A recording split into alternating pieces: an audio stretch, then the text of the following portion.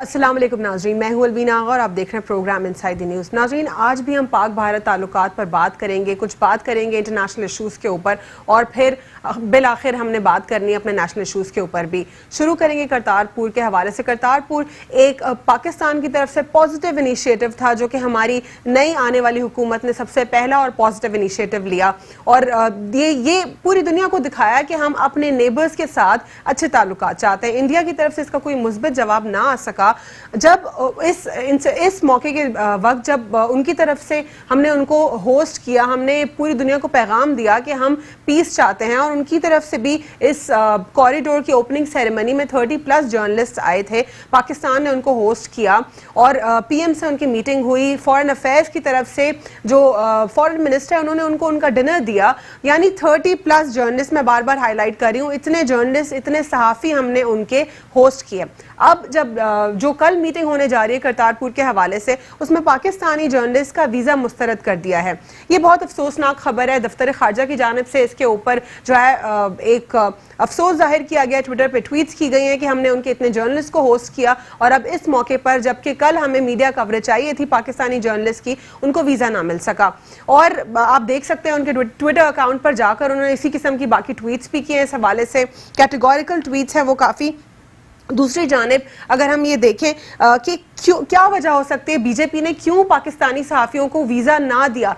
Obviously Pulwama attack जो उन्होंने पाकिस्तान के ऊपर उन्होंने डाल दिया, फिर उसके बाद फिर पूरे मुल्क में उनकी कंट्रोवर्सीज आ गई, उनके पास कोई जवाब नहीं है।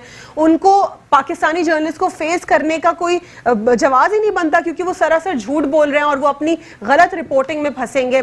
अब बात करेंगे इंटरनेशनली। अमेरिका ने अपनी जो लोग हैं उनके शहरी, उनको आगाह कर दिया, एक ट्रैवल एडवाइजरी जारी कर दी है और ट्रैवल एडवाइजरी में उन्होंने अमेरिकी महकमा खारजा ने यह कहा है कि अगर आप इंडिया ट्रैवल करना चाहते हैं तो आप वहां पर जिनसी हरासा होने का शिकार हो सकते हैं। दूसरी जानिब आप दहशतगर्दी भी फेस कर सकते हैं, यानी टेररिज्म और आपकी मोलेस्टेशन, ये दोनों आपके साथ इंसिडेंट्स हो सकते हैं अगर आप जाना चाहते हैं भारत। तो इसीलिए उन्होंने एक ट्रैवल एडवाइजरी रिलीज कर दी है ताकि अगर कोई जाना चाहता है फिर भी वो उसके ऊपर अमल करके जाए। दूसरी जानिब तालिबान का बहुत हॉट टॉपिक है, पूरी दुनिया में डिस्कस हो रहा है। इस तालिबान के इशू को लेकर अमेरिका ने बेतहाशा कोलेटरल डैमेज किया। पाकिस्तान ने हर तरीके का साथ दिया। लगे पाकिस्तान में वो टेररिज्म नहीं हो रहा, पाकिस्तान के आसपास जो नेबरिंग कंट्रीज है वहां पर जो टेररिज्म हो रहा है पाकिस्तान ने उसको भी रोकने की कोशिश की। कोलेटरल डैमेज हुआ, पाकिस्तान को भी नुकसान हुआ, पाकिस्तान की सरजमीन भी इसमें इस्तेमाल हुई, हमारी अफवाज पाकिस्तान भी इसमें इस्तेमाल हुई। फिर बिलाखिर क्योंकि जंग किसी भी तरीके का हल नहीं है किसी भी चीज़ का, अब उनको डायलॉग पर ख़त्म करनी पड़ रही है बात। सबसे बड़ी बात या सबसे जो अपडेटेड न्यूज़ है वो यही है कि तालिबान अमरीका मुज़ाकरात का 5वां दौर ख़त्म, गैर मुल्की अफवाज के इनखला पर इतफाक, यानी यही रिजल्ट है, यही होना था और अब उन्होंने डायलॉग ही करना है और वहां से फोर्सेस का एग्जिट करवाना ही होगा।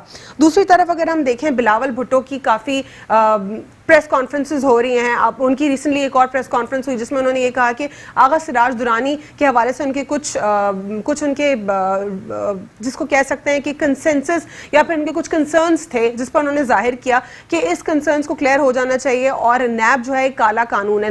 नैब आखिर क्यों काला कानून है, आज के प्रोग्राम में जानेंगे अपने गेस्ट से। हमारे साथ मौजूद हैं स्टूडियो में सादिक रिजवी साहब जो कि सीनियर सहाफ़ी हैं और हमारे साथ मौजूद है राना गुलजार ताज साहब जो कि पीपल्स पार्टी से ताल्लुक़ रखते हैं और हम एक कॉल पर ज्वाइन करेंगे मियाँ साद वसीम शेख साहब जो कि मुस्लिम लीग नून से ताल्लुक़ रखते हैं। आप दोनों का फॉर्मली वेलकम करती हूँ प्रोग्राम में। सर, करतारपुर से स्टार्ट करूँगी। जर्नलिस्ट को वीज़ा देने से इनकार कर दिया गया है, इस पर क्या कहेंगे? अलवीना, बहुत अफसोस का मुकाम है। मैं ये कहना चाहूँगा कि भारत जैसे एक 14-15 साल का बच्चा होता है, जब वो रोता है तो बुरा लगता है जी। तो भारत एक बड़ा बच्चा है, वो बच्चों की तरह रो रहा है जी। ये बहुत अरसे से मैं ये बात कहता हुआ आ रहा हूँ। आप इस चीज़ को नोट करें कि जब पाकिस्तान ने 30 से ज़्यादा सहाफ़ियों को भारत के वीज़ा दिया तो भारत को तो बड़े दिल का मुजाहरा करना चाहिए था। उसको चाहिए था कि पाकिस्तान एक ऐसा काम करने जा रहा है जो इंसानी तारीख में सुनहरे हरूफ से लिखा जाएगा। सिर्फ इमरान खान नहीं, पाकिस्तानी कौम ने बड़े इंसान होने का सबूत दिया, बड़े दिल वाले होने का सबूत दिया, इंसानियत के लिए इतना अच्छा काम किया है कि करतारपुर कॉरिडोर को इसको मतलब तेजी से आगे बढ़ा रहे हैं कि ये खुल जाए और हमारी सिख बरादरी जो है इंडिया की भी वो आ सके और अपने रिलीजियस प्लेस पर विजिट कर सके, सुकून से अपने रिलीजियस फ्रीडम उनको हासिल हो, वो आ जाए हमारे पास। इसको भारत छोटे छोटे तरीकों से, छोटे छोटे मामूली तरीकों से, जो बहुत ही मैं ये कहता हूँ एक काउंसिल लेवल के भी हरकतें नहीं होनी चाहिए ऐसी, उस लेवल पे जाकर पाकिस्तान को वो टैकल कर रहे हैं। रीजन क्या हो सकता है? क्या ये इनसिक्योर है कि पाकिस्तानी जर्नलिस्ट उनसे क्वेश्चंस करेंगे? बिल्कुल, जब उनके अपने आर्मी के सीनियर ऑफिशियल्स अपने सहाफियों से जवाब नहीं लेते तो पाकिस्तानी सहाफियों से उनके दिल में खौफ जरूर होगा कि ये हमसे दो टोक बात करेंगे और इसका जवाब नहीं होगा हमारे पास। जी, तो यही रीजन हो सकता है। बिल्कुल। और इसको अब 28 मार्च को फिर इंडिया की भी तरफ से फिर एक और मीटिंग होनी है, तो फिर उस वक्त क्या पाकिस्तान को कंडेम करना चाहिए? आप देखिएगा, पाकिस्तान उनके सहाफियों को वीजा देगा। पाकिस्तान की जो पॉलिसी है वो इंडिया की तरह जिद्दी हर धर्मी की पॉलिसी है ही नहीं। हम चाहते हैं, तो ये गलत नहीं है। वाइब्स तो यही आ रही है कि पाकिस्तान उनके फिर जर्नलिस्ट को वीजा देगा। उनकी छोटी सोच होने से, वही मैं कहता हूँ, बड़ा मुल्क छोटी सोच, उनके छोटी सोच रखने से हम क्यों अपने कैलिबर को नीचे करें? जब हम हमेशा पाकिस्तान की हमेशा इंडिया के लिए भी और दूसरे ममालिक के लिए भी पॉलिसी रही है कि दिल खोल कर मिले और दिल साफ करके मिले, तो हम तो उनको बार बार मौका देते रहे, इस दफा भी देना चाहिए, ताकि जब वहाँ की आवाम में एक पॉजिटिविटी आई है पाकिस्तान को लेकर। जब हम लास्ट टाइम देख रहे थे तो इंडिया में 2-3-4% लोग भी नहीं थे जो पाकिस्तान को फेवर कर रहे थे, लेकिन इमरान खान के इनिशिएटिव की वजह से, गवर्नमेंट की पाकिस्तान की अफवाज की तरफ से जो मैसेज गया है, एक बहुत पॉजिटिव मैसेज गया है, इसको दुनिया सराह रही है, इसकी तारीफ कर रही है पूरी दुनिया। यहाँ तक कि अमेरिका में बैठे लोग, आप ये कह लें कि कनाडा के एक सीनियर सियासतदान ने ये बयान दिया, उनके अखबार में, बहुत बड़े न्यूज़पेपर में उन्होंने लिखा है कि पाकिस्तान में होने वाली दहशतगर्दी इंडिया जो है उसको एक्सेप्ट करता नहीं है, जो इंडिया पाकिस्तान में करा रहा है, और एक ही बात का रोना लगा के रखता है कि पाकिस्तान ने इंडिया में दहशतगर्दी करा दी है, जिसके सबूत फराम कर नहीं पाता वो। इनडायरेक्ट वो भी कहता है कि पाकिस्तान इनडायरेक्टली इन्वॉल्व है। अब कहाँ इन्वॉल्व है इसका कोई सबूत नहीं है। पाकिस्तान कहता है अदालत में आके केस लड़े तो वो रोने लगते हैं। यही इंडिया की प्रॉब्लम है, बार बार उनके पास रोने के अलावा कोई और रीजन नहीं होता। और डिप्लोमेसी में, बैनुल अक़वामी ताल्लुकात में ये बहुत बुरी बात है, इसका इंडिया को रिएक्शन मिल रहा है। इंडिया पूरी दुनिया में इस वक्त धीरे धीरे करके पाकिस्तान का अपना जो एक पॉजिटिविटी का जो इमेज था वो बहुत बेहतर तरीके से दुनिया में फैल रहा है, और इंडिया को लोग इस बात को मान रहे हैं कि इंडिया जिद पे अड़ा हुआ है, और बहुत जल्द आप देखिएगा कि इंडिया को वो इंटरनेशनल कम्युनिटी में जो हम कहते हैं कि महदूद कर देंगे, वो हो जाएगा। ठीक। सर, पाकिस्तान ने उनके सहाफ़ियों को होस्ट किया, ना सिर्फ होस्ट किया, उनको डिनर दिया, बल्कि वो वज़ीर आज़म इमरान खान से उन्होंने मुलाकात भी की। पाकिस्तान ने सिर्फ और सिर्फ इस बात को तो हाईलाइट किया कि वज़ीर आज़म इमरान खान के साथ जो है भारतीय सहाफ़ियों की मीटिंग हुई है, लेकिन इस बात को उन्होंने हाईलाइट नहीं किया कि हमने उनको प्रोटोकॉल भी दिया है, हमने उनको डिनर भी दिया, हमने उनको अच्छी तरीके से होस्ट किया। यानी कि पाकिस्तान ने इस चीज़ को, अपने पॉजिटिव जेस्चर को यूज़ नहीं किया मीडिया में। इवन हम लोगों ने आज से पहले नहीं सुना, ठीक है, लेकिन अब हमने जब उनकी तरफ से गलत एक इनिशिएटिव लिया गया, एक फिर दुश्मनी का मुजाहरा किया गया, तो उस पर फॉरेन अफेयर्स डिपार्टमेंट से हमने ये ट्वीट देखा, हमने उनका बयान सुना, और उनके मीडिया ने इस चीज़ को अप्रिशिएट भी नहीं किया कि हम गए, जिसको हमें दुश्मन कहते हैं, दुश्मन के पास हम गए, लेकिन उन्होंने हमें इतना अच्छा ट्रीटमेंट दिया। तो यानी उनकी जो लोग हैं, उनकी जो मीडिया है, वो तो इस चीज़ को अप्रिशिएट ही नहीं कर रही। अब क्या कहेंगे आप इस पर? वो क्या करता है उनका मीडिया, क्या कहेगा? बिस्मिल्लाहिर्रहमानिर्रहीम। देखिए जी, बात यह है कि इस पर काफ़ी रिजवी साहब ने भी बात की है। बात यह है कि हम मेहमान नवाज लोग हैं, और हमने बिल्कुल उनकी, वो हमारे मेहमान हैं, उनको इज़्ज़त दी, और हम जमहूरी लोग हैं, और हमारे मुल्क में जमहूरियत कायम है। हिंदुस्तान कहता है हम सेकुलर हैं और बड़े जमहूरियत के दावे करते हैं। इस बात से ये बात साबित हो जाती है कि जमहूरियत कहाँ है। जमहूरियत पाकिस्तान में है। हम अमन पसंद लोग हैं, हमारे सबके लिए दरवाजे खुले हैं। हम कभी किसी से माहज़ाराई पाकिस्तान नहीं करता। पाकिस्तान अल्हम्दुलिल्लाह पीसफुल माहौल चाहता है, दुनिया में अपने राब्ते भी पीसफुल के लिए बढ़ा रहे हैं। इमरान खान साहब ने अगर हिंदुस्तान से मुज़ाकरात की दावत दी है और बाहमी एक दोस्ती के रिश्ते को मजबूत करने के लिए कहा गया, तो इसका मतलब ये नहीं है कि हमारी हुकूमत कमज़ोर है, हमारा दिफा कमज़ोर है, ऐसी बात नहीं है। हिंदुस्तान को भी फ़राग दिली का मुज़ाहरा करना चाहिए, और उनको, हमारे सहाफ़ियों को दावत देनी चाहिए, जिस तरह पाकिस्तान ने भी आलमी दुनिया के सहाफ़ियों को दावत दी कि जब वो एक हमला हुआ था और उसमें कहा कि भाई आएँ, आप विजिट करें, देखें, अगर कोई कैजुअलिटी हुई है तो आप साबित करें। तो हमने बड़े दिल का मुजाहरा किया, पाकिस्तान हमेशा से बड़े दिल का मुजाहरा करता है और हम आज भी बड़े दिल का मुजाहरा कर रहे हैं। हिंदुस्तान अगर इतना बड़ा सेकुलर है और इतनी बड़ी जमहूरियत का दावेदार है तो वो साबित करे कि मैं सेकुलर हूँ। हिंदुस्तान एक दहशतगर्दी पे उतरा हुआ है। हिंदुस्तान बेशक दहशतगर्दी पे उतरा हुआ है, ये हम नहीं कह रहे, ना हमने आज से पहले कहा है, ना हमारी मीडिया ने इसके ऊपर कॉन्स्टेंटली जोर दिया है, लेकिन भारतीय मीडिया सिर्फ और सिर्फ ये दिखाने के लिए, वही बात कर रहा हूँ, मैं वही बात कर रहा हूँ कि जब हम उनको दावत दे रहे हैं, वो आ रहे हैं, तो हमारे सहाफियों को भी वो दावत दें, वीजा दें, हम वहां जाएं ताकि हकाइक मालूम हो सके,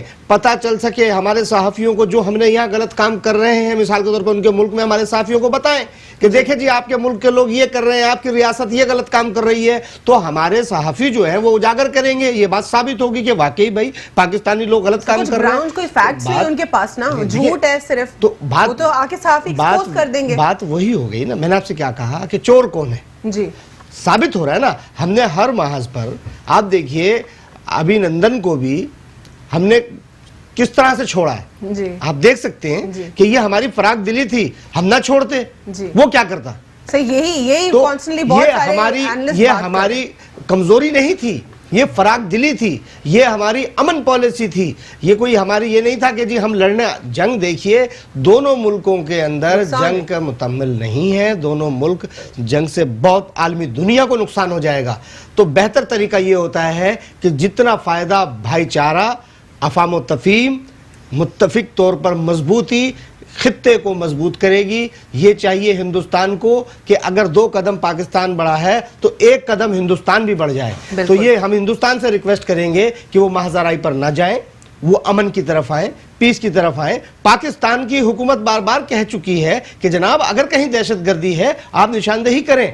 तमाम ऑर्गेनाइजेशन, हमारे यहाँ बैंड ऑर्गेनाइजेशन पर हुकूमत बहुत ज्यादा काम कर रही है, बैंड ऑर्गेनाइजेशन को किसी को नहीं कर रही। आप बिल्कुल पॉइंट ऐड कीजिएगा, लेकिन वक्फे के बाद, यहाँ पे मुझे वक्फे का कहा गया है, वक्फा लूंगी, वक्फे के बाद हम बात करेंगे कि इंडिया को डिक्लेयर किया गया है एज अ टेररिस्ट, जो कि एक ऐसी टेररिस्ट नेशन जो कि सब कॉन्टिनेंट में टेरर फैला रहा है, एशिया में टेरर फैला रहा है, इस पर बात करेंगे। और अब रिसेंटली जो एक स्टेटमेंट आया है अमरीकी महकमा खारजा की जानिब से, उन्होंने ट्रेवल एडवाइजरी जारी कर दी है। वो इसलिए जारी किया क्योंकि वो अपने शहरियों को आगाह करना चाहते हैं कि अगर आप वहां जाएंगे तो जिनसी हिरासा होने का शिकार हो सकते हैं, दहशतगर्दी का शिकार हो सकते हैं। इस पर बात करेंगे वक्फे के बाद। Stay with us on inside the news. Welcome back after short break. जी नाज़रीन, हम बात कर रहे थे कि इंडिया जो है टेररिज्म फैला रहा है, ना कि सब कॉन्टिनेंट में बल्कि एशिया में जो है वो काफ़ी माना जा रहा है कि वो टेरर फैला रहा है, दहशतगर्दी फैला रहा है। इंटरनेशनल रिपोर्ट्स इसके ऊपर आ रही हैं। और अब रिसेंटली जो हमने एक वो देखा, एक स्टेटमेंट रिलीज़ हुआ है जो कि अमरीकी महकमा खारजा की जानिब से हुआ है ट्रैवल एडवाइजरी के हवाले से, उस पर बात करेंगे अपने प्रोग्राम में।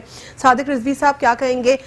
अमेरिकन सिटीजन्स को ट्रैवल एडवाइजरी जारी कर दी गई है, उनको अवेयर कर दिया गया है कि अगर आपने जाना है इंडिया तो आपके साथ ये इश्यूज हो सकते हैं, आप जिनसी हिरासा भी हो सकते हैं, आपके ऊपर मतलब आप टेररिज्म भी फेस कर सकते हैं, दहशतगर्दी का निशाना भी बन सकते हैं। अच्छा अलवीना, एक बात मैं इसमें ऐड करूंगा, ये फर्स्ट टाइम हुआ है कि अमेरिका ने अपने ऑफिशियल्स को इंडिया की 7 स्टेट्स में जाने से मना कर दिया है। उसमें आसाम भी है, उसमें 1-2 और भी स्टेट्स हैं। टोटल 7 स्टेट्स में उन्होंने कहा है कि हमारे सरकारी ऑफिशियल्स ना जाएं। ये क्यों हुआ है?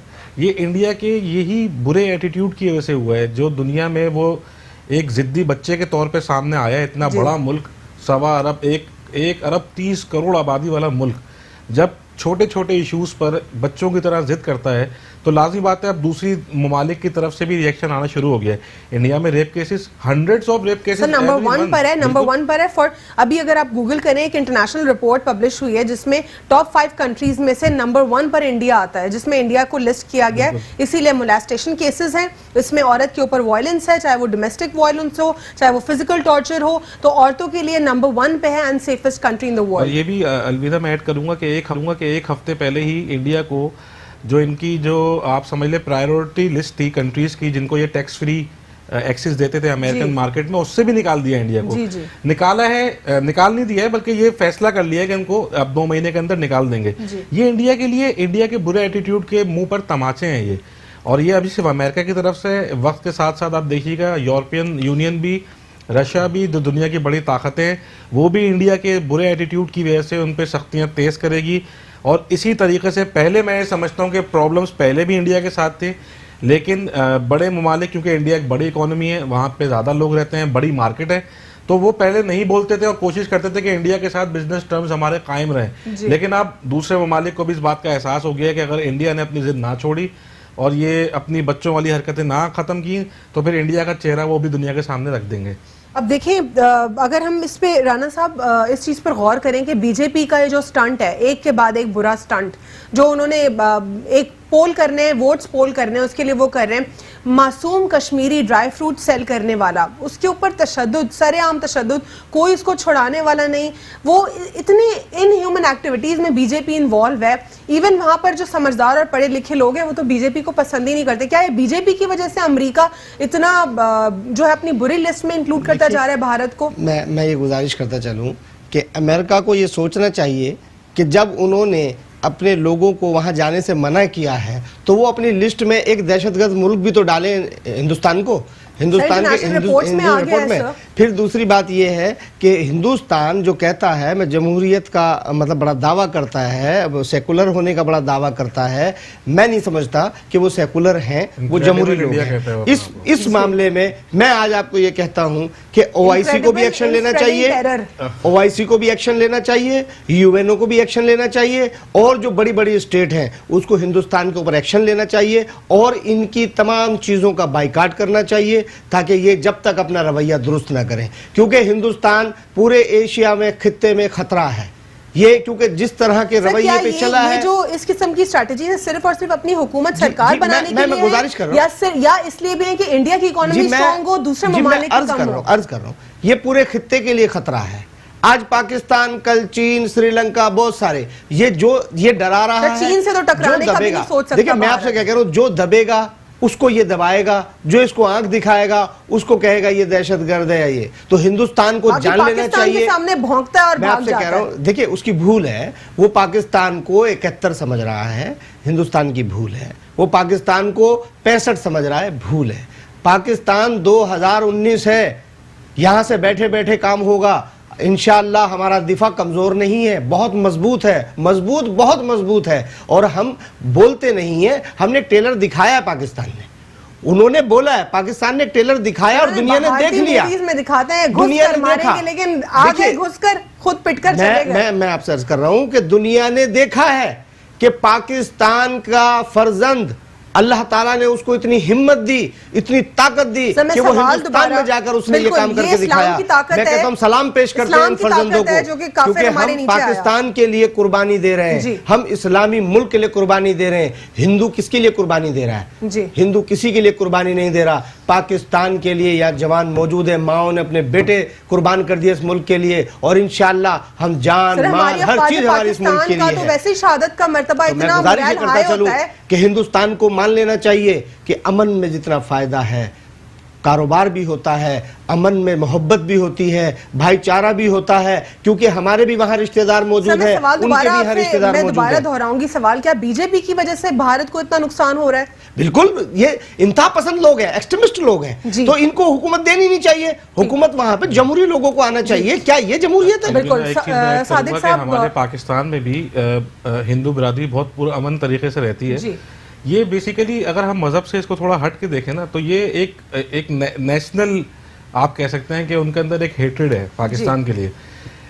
सर उनकी जितनी भी पॉलिसीज हैं वो सिर्फ और सिर्फ हेट्रेड के ऊपर मबनी है, उनका वोट बैंक ही हेट्रेड के ऊपर चल रहा है। बीजेपी में एक्सट्रीमिज्म बहुत ज्यादा है, लेकिन इसको हम मजहब का रंग अगर इसको ना दें तो ज्यादा बेहतर है, क्योंकि हमारे मुल्क में भी हिंदू बिरादरी ऐसी है जो पाकिस्तान की फेवर में सर सुकून से यहाँ पे रहती है, ना हम उनको तकलीफ पहुंचाना चाहते हैं और ना हम उनको देंगे। ये बेसिकली मसला ना नेशनल ज्यादा इसमें प्रॉब्लम है, और उसमें जो हिंदू एक्सट्रीमिस्ट है जो इंडिया के, वो उसको अपना रोल प्ले करके बीजेपी को मजीद एक टेररिस्ट पार्टी के तौर पर जो है वो उसको बड़ा बना रहे हैं मजीद।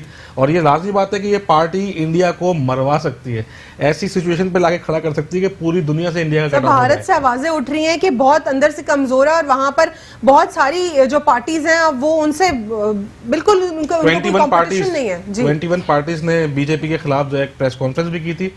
बीजेपी, मुझे नहीं लगता इस इलेक्शन में बीजेपी जीत पाएगी, क्योंकि जिस तरीके से बीजेपी ने पाकिस्तान वाले एपिसोड को हैंडल किया है, पूरी दुनिया में उसकी बदनामी हुई है। लोग, अच्छा मोदी पहले भी आपको पता है कि 2005 में भी उसकी अमेरिका में एंट्री पे पाबंदी थी उस गुजरात वाले वाक़े के बाद। ना ये अमेरिका जा सकता था, ना ये कनाडा जा सकता था, यूरोपियन यूनियन पे इसके ऊपर पाबंदी थी घुसने पे। धीरे धीरे करके रीजन वही है कि इंडिया बड़ी मार्केट है। ट्रैवल एडवाइजरी जो रिलीज हुई है, इसको मद्देनजर रखते हुए क्या पाकिस्तान को कुछ ट्रैवल पॉलिसीज बेहतर करनी पड़ेंगी अपनी, या ट्रैवल के हवाले से कुछ इनिशिएटिव्स लेने पड़ेंगे कि पाकिस्तान की तरफ लोग अट्रैक्ट हों, ट्रैवलर्स यहाँ पे टूरिज्म बढ़े? देखें माशाल्लाह अल्हम्दुलिल्लाह हमने 175 मुल्कों के लिए ई वीज़े के जो फैसिलिटी दी है, ये एक बेहतरीन इक़दाम है। इससे आप देखिएगा कि धीरे धीरे करके कुछ मुल्क पाकिस्तान की फेवर में आएंगे, और हमें भी, जब अभी 29 कंट्रीज हैं पाकिस्तान के लिए, पाकिस्तानियों को जो ई वीज़ा देती हैं, आप 2 साल 3 साल में देखिएगा वो बढ़कर 30 से 60 70 तक भी चली जाएंगी। यही एक वजह है। पाकिस्तान के नॉर्दर्न एरियाज पूरी दुनिया में मशहूर हैं। आप यूट्यूबर्स को देखें, आप सोशल मीडिया में जो ट्रैवल की जो ब्लॉग्स बनाते हैं उनको देखें। पाकिस्तान की नेचुरल ब्यूटी का कोई मुकाबला नहीं है, और फ्यूचर में ये मेरे ख्याल से 2 मिलियन के करीब फॉरेनर्स आए थे लास्ट ईयर। अब मुझे आप देखिएगा इस साल ज्यादा हो जाएंगे। पाकिस्तान के खाने की तारीफ होती है जो इंटरनेशनल, इवन अब यूट्यूबर्स, तो बहुत ही छोटी सी बात होगी, जो मार्क वीन्स बहुत बड़ा फूड जर्नलिस्ट है या ट्रैवल जर्नलिस्ट है, उसने आकर पेशावर के खानों की तारीफें और कराची के खानों की तारीफें बहुत ज्यादा हाईलाइट की, और उसने कहा है कि मतलब पाकिस्तान का खाना उसको इतना अट्रैक्ट किया है कि पाकिस्तान की काफी सारी डिशेस जो हैं उसने टॉप 10 फूड्स में भी डाली है। इवन फोर्ब्स ने भी एक रिपोर्ट बनाई थी और उसमें यही कहा था कि पाकिस्तान 2019 में टॉप 10 डेस्टिनेशंस में है ग्लोबल ट्रैवलर्स की। तो ये एक बड़ी कामयाबी हमारे लिए। जैसे जैसे करके दहशतगर्दी पाकिस्तान से कम हुई है, आप देखें लोगों का पाकिस्तान पे एतमाद उठ रहा है। ऑस्ट्रेलियन हाई कमिश्नर ने आज इस्लामाबाद में प्रेस कॉन्फ्रेंस में कहा है कि ऑस्ट्रेलियन टीम भी पाकिस्तान आएगी, आना चाहिए उसको, दूसरी टीमों को भी आना चाहिए। पाकिस्तान के हालात बेहतर हैं, यानी दूसरे ममालिक के सफ़ीर पाकिस्तान के हालात की बेहतरी की मतलब बता रहे हैं कि हालात, तारीफ कर रहे हैं कि हालात बेहतर हो गए। ठीक, वक्फे के बाद हम बात करेंगे कुछ टूरिस्ट से, और फिर हम बाकी के इंटरनेशनल इश्यूज पर भी बात करेंगे। यहाँ पर एक छोटा सा वक्फा लेंगे। Staying with us on inside the news. Welcome back after short break.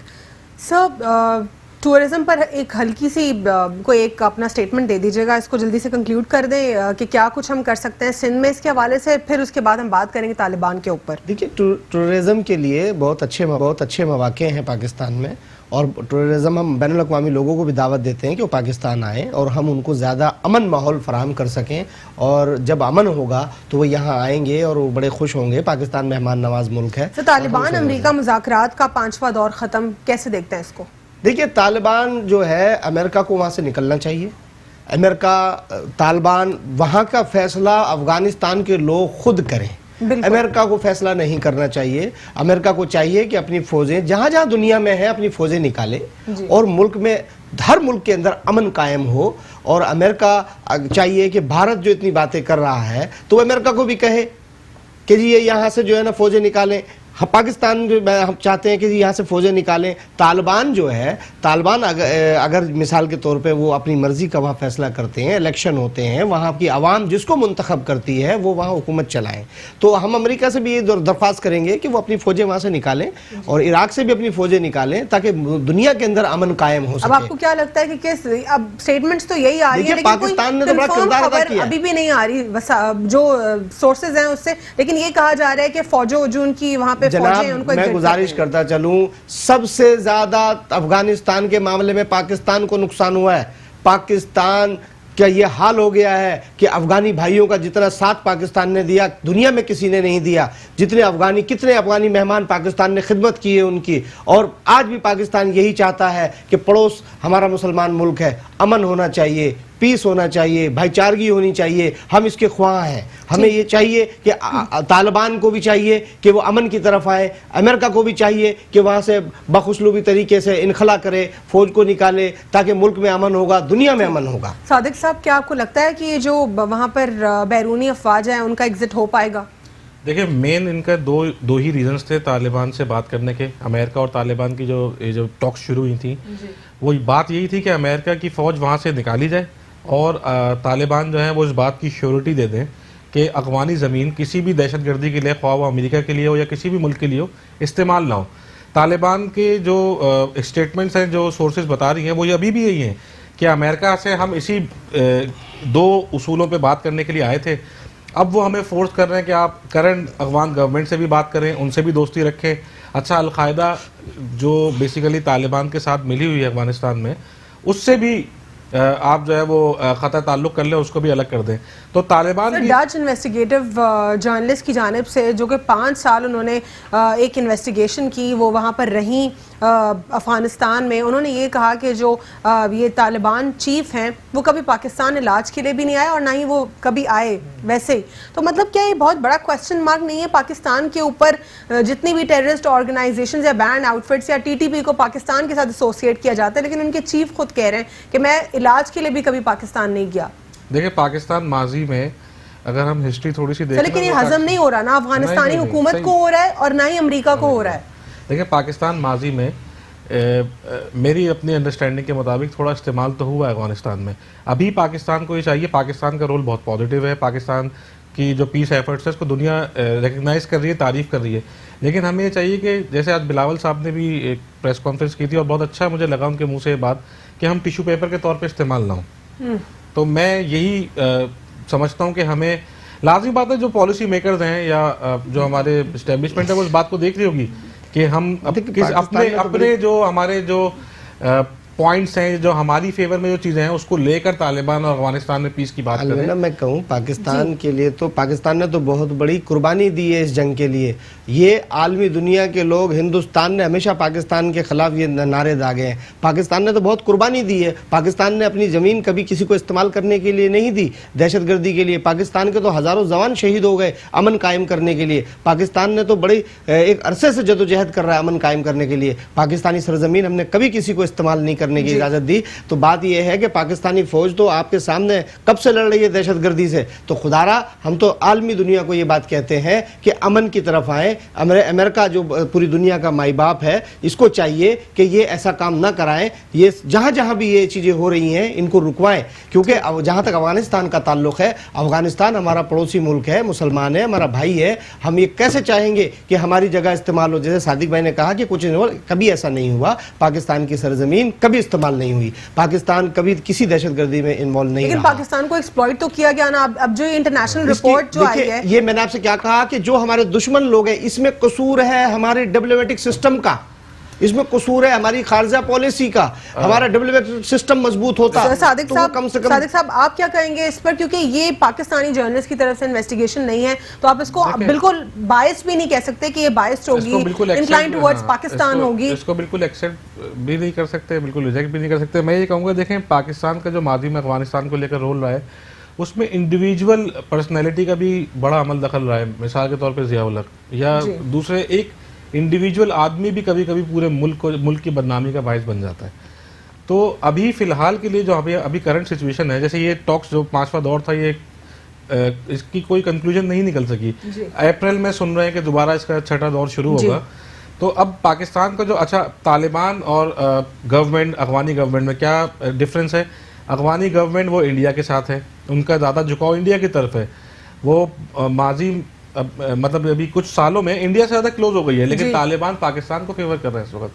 Pakistan का जो रोल है उसको वो सही तरीके से अगर इस्तेमाल करे तो अफगानिस्तान से हमारे कल्चरल टाइज भी हैं। यहाँ पाकिस्तान में 30-40 लाख अफगानी रहते हैं जो अब पाकिस्तानी हो चुके हैं। बेसिकली आप उनको राइट बहुत सारे तो एलियन कार्ड तो छोड़ दें, वो तो अब एक उनको एक परमिशन जारी हुई है, अब उन्होंने पाकिस्तानी आईडी कार्ड्स बनवा लिए हैं। 30-40 साल तक जब कोई आपके मुल्क में रहता है तो वो ऑलरेडी नेचुरली आपका सिटीजन बन ही जाता है। तो अब वो यहाँ रहना भी चाहते हैं, वो अपने वतन जाना भी नहीं चाहते, तो हमें उनको एक्सेप्ट करना पड़ेगा। अच्छा हमने किया हुआ है ऑलरेडी, कराची में कितने भरे हुए हैं सब। अगर हम बरतानवी पार्लियामान की बात करें, यूरोपियन यूनियन से पाकिस्तान को निकाले जाने की साजिशें हो रही थी। एक बार फिर पाकिस्तान का नाम मुस्तरद कर दिया है कि नहीं निकाल सकते यूरोपियन यूनियन से। इसको कैसे देखते हैं? देखिए, मैंने गुजारिश आपसे की कि हमें अपने डिप्लोमेटिक सिस्टम को सही करना होगा। हम जब देखिए हमारा कमजोर है, में आप लोगों ने क्यों नहीं किया? मैं इसमें सबकी बात कर रहा हूं, मैं इसमें किसी एक की बात नहीं कर रहा हूं, मैं सबकी बात कर रहा हूं। जब तक हमारा डिप्लोमेटिक सिस्टम सही नहीं होगा, खारजा सिस्टम सही नहीं होगा, हमारे साथ ये होता रहेगा। मैं आपसे फिर गुजारिश कर रहा हूं कि हमारे मुल्क में कोई इंग्लिश चैनल होना चाहिए बड़ा, जो बार-बार बंद हो जाता है। सर आप देखें ना, उसका फंड का मसला होता है, एड्स का मसला होता है। कितनी दफा से डॉन का बंद हुआ, फिर एक्सप्रेस का बंद हुआ, एक्सप्रेस ने दूसरी बार कोशिश की, बंद हुआ। मैं आपसे पेश कर रहा हूं कि जब प्राइवेट लोग और सरकारी लोग मिलकर आपस में ज्वाइंट वेंचर बनाएं, हम कोई इंग्लिश बड़ा चैनल बनाएं, डिप्लोमेटिक सिस्टम को ठीक करें। आप देखिए जो हमारा बाहर मुमालिक के जो खारजा उमूर के और जो सिफारतकार हैं वो अपनी जिम्मेदारी ईमानदारी से अदा करें तो इंशाअल्लाह कुछ नहीं हो सकता। बहुत सारे अंग्रेजी अखबार हैं, क्योंकि अंग्रेजी पढ़ने वाले तो यहाँ पर बहुत मौजूद हैं, लेकिन टेलीविजन पर अंग्रेजी सुनना पसंद नहीं करे, न्यूज में वो उर्दू मीडियम पर जाना चाह रहे हैं। तो जब अंग्रेजी चैनल यहाँ पर देखिए इन चीजों में वक्त की जरूरत है, इंटरनेशनल वक्त की जरूरत है, इन चीजों की इंटरनेशनल सतह पर वक्त की जरूरत है कि हम अपने पाकिस्तान को किस तरह से पेश करें। हम ये मैं डिप्लोमेटिक की जो बात कर रहा हूं, तमाम एम्बेसडर पाकिस्तान के साबित करें वहां के जी हम अमन पसंद लोग हैं, वहां सेमिनार कराएं, वहां बड़े बड़े प्रोग्राम कराएं, वहां लोगों के सामने एक्सपोज करें पाकिस्तान के चेहरे को। हम चुप बैठे रहते कमरे के अंदर। मैं इसमें किसी एक पार्टी की बात नहीं कर रहा हूं क्या भैया पीपुल्स पार्टी, मुस्लिम लीग, काफ लीग या फला या तहरीक इंसाफ, नहीं, मैं सब की बात कर रहा हूं कि हम सब इस मामले में एक पेज पे होना चाहिए। हमें पाकिस्तान के दिफा की, पाकिस्तान की सालमियत की बात करनी चाहिए। इसमें हमें किसी एक को नहीं कहना चाहिए, निशाना बनाना चाहिए कि भाई ये खराब था, ये सही था। जब तक हमारे मुल्क के अंदर हम एक नहीं होंगे, हमारी रियासत ताकतवर नहीं हो सकती। हमें अपनी रियासत को ताकतवर करने की जरूरत है। रियासत को हमें पावरफुल बनाना है, ताकतवर बनाना है। वजीर खारजा का स्टेटमेंट आया है कि वो अफगानिस्तान के साथ पूरी सपोर्ट करने को राजी हैं, चाहे वो मगरबी हो या मशरकी बॉर्डर, दोनों तरफ से जो है सरहदों पर बहुत ज्यादा कोई एक नेगेटिव वाइब्स आ रही हैं। क्या कहेंगे इस पर? देखें, शाह महमूद कुरैशी एक सीनियर सियासतदान है, उनको पहले भी तजुर्बा रहा है फॉरेन मिनिस्ट्री चलाने का। मैं एक बात ज़रूर कहूँगा कि देखें, फॉरेन ऑफिस का अपना रोल है, अफवाज पाकिस्तान का अपना रोल है और कप्तान का अपना रोल है। कप्तान ने लीडिंग फ्रॉम द फ्रंट जो पाकिस्तान का इमेज क्लियर करने में, इंडिया का सिचुएशन हो या अभी तालिबान टॉक्स हो, ये रोल प्ले किया है, ये बहुत पॉजिटिव है। इससे पाकिस्तान के इमेज को आप, मैं तो कहता हूँ कि इसको 5 स्टार दूंगा मैं। बहुत अच्छी तरीके से प्रेजेंट किया है, सारे स्टेक होल्डर्स ने अपना पार्ट प्ले किया है। फॉरेन ऑफिस की भी अपनी लाजमी बात है, डिप्लोमेटिकली भी उनके जो ब्रोक्रेट्स बैठे हैं, लाजमी बात है, उन्होंने भी अपने अपने लेवल पे काम किया है, जो आज पाकिस्तान बहुत अच्छी तरीके से अपना केस मुख्तलिफ जगहों पे पेश कर चुका है। वक्त हमारे पास कम रह गया है, दोनों का कंक्लूजन आप दोनों का इस पर लूंगी। आगा सिराज दुरानी के रेफरेंसेस जो नैब में इस वक्त 3 उन पर रेफरेंसेस हैं, आज प्रेस कॉन्फ्रेंस में भी उनकी बात की गई। बिलावल ने ये कहा कि इसको रेक्टिफाई होने की ज़रूरत है। चेयरमैन नैब को कहा कि इन्वेस्टिगेशन करें कि घर पर छापा क्यों मारा गया, तो इस पर क्या कहेंगे? देखें, इन्वेस्टिगेशन अगर किसी एजेंसी को शक है, नैब को है, तो वो कर रही है तो ये होनी चाहिए, ठीक है। लेकिन मैं एक चीज़ इस पे ज़रूर ऐड करना चाहूँगा कि जब कोई सियासतदान जब इस चीज़ से आज़ाद हो जाता है, केस उनका ख़त्म हो जाता है, जैसे जरदारी साहब 11 साल जेल में रहे, उनके केसेस ख़त्म हो गए, उसके बाद फिर उनको वो ड्यू इज्जत भी मिलनी चाहिए। हमारे यहाँ एक चीज़ हो गई है कि एक माइंडसेट बन जाता है कि एक आदमी का केस हुआ, उसके बाद वो आज़ाद भी हो गया, ख़त्म भी हो गया केस, वो बरी भी हो गया, लेकिन उसके बावजूद उसका एक कलंक रह जाता है उसके ऊपर।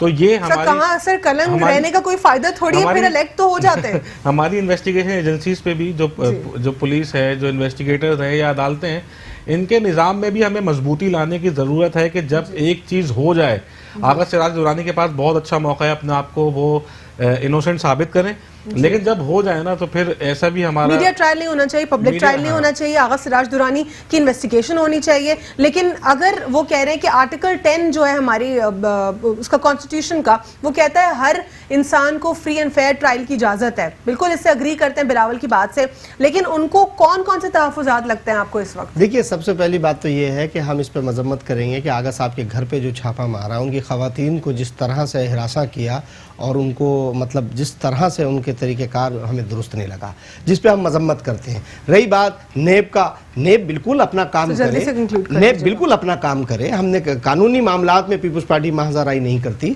हम इस बात की मजम्मत करते हैं कि उनके घर पर जिस तरह ख़वातीन को कैद रखा, हम इसकी मजम्मत करते हैं। नेब अपना काम कर रही है, बिल्कुल वो करे, हम उसका ताउन करेंगे, उसके साथ कर रहे हैं और इंशाल्लाह। लेकिन यह है कि हम ऐसे काम की इजाज़त नहीं देंगे जो कि किसी को हिरासा किया जाए। ठीक है, नैब के ऊपर जो बहुत एक अगर कहे कि कोई अगर कंसर्न जाहिर किया है, पीपल्स पार्टी ने वो कंसर्न जाहिर किया है कि नैब ट्रांसपेरेंट नहीं है और ट्रांसपेरेंसी से काम नहीं कर रही है, उन तहफ़्फ़ुज़ात को चेयरमैन नैब की तरफ से एड्रेस होने की ज़रूरत है। दूसरी जानिब अगर हम बात करें, इंडिया में इस वक्त हर दूसरे दिन कोई ना कोई स्टंट इंडिया की बीजेपी पार्टी सरकार की जानिब से किया जा रहा है। और अब एक सर्वे के मुताबिक आम आदमी पार्टी के हवाले से कहा जा रहा है कि वो काफी यूथ में पॉपुलर है। देखना ये है कि ये तमाम तरह हथकंडे क्या बीजेपी को काम आएंगे, क्या एक दफा फिर एक्सट्रीमिज्म और नफरत का बढ़ावा पैगाम देने वाली पार्टी इंडिया में फिर हुकूमत करेगी। और अगर हुकूमत करती है तो खुदा ना खास्ता ये बहुत ज्यादा बुरा एक इंडिया के लिए एक एस्पेक्ट होगा। आज के लिए इतना ही। अल्लाह हाफिज। God bless you all.